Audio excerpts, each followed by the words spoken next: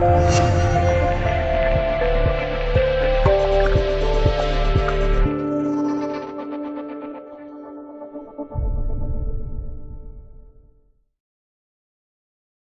活中总有一些让人感到很奇葩的人和事，我们在初次碰到这些状况时，往往会束手无策。在不明情况下，最好的选择就是谨慎行事，闲事莫管，这是最基本的常识。但有时我们看到的并非表面这么简单，也让人出乎意料。女人在生孩子的时候，就是在鬼门关里走了一趟的。以前的医术不是特别的好，所以以前的女人总是会在生产的时候因为难产就离开了，这是很让人悲痛的。现在医术好很多了，所以难产的现象就少了很多，但是有时候还是会发生一些很难预料的事情，这就是在生产的时候医生和护士最害怕的事情了，因为这样的情况真的是很危急的。一位年轻的女子10月怀胎，在生产的时候就差点再也见不到自己刚出生的宝宝了。女子是顺产的，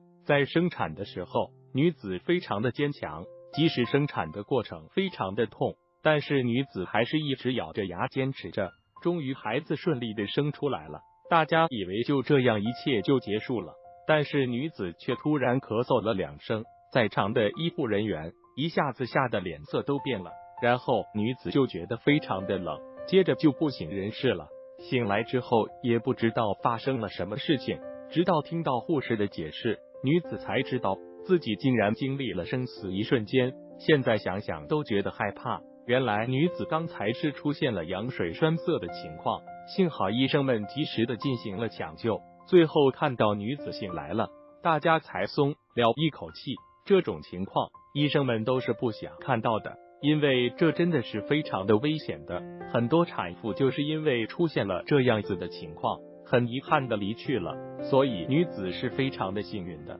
图片来源于网络。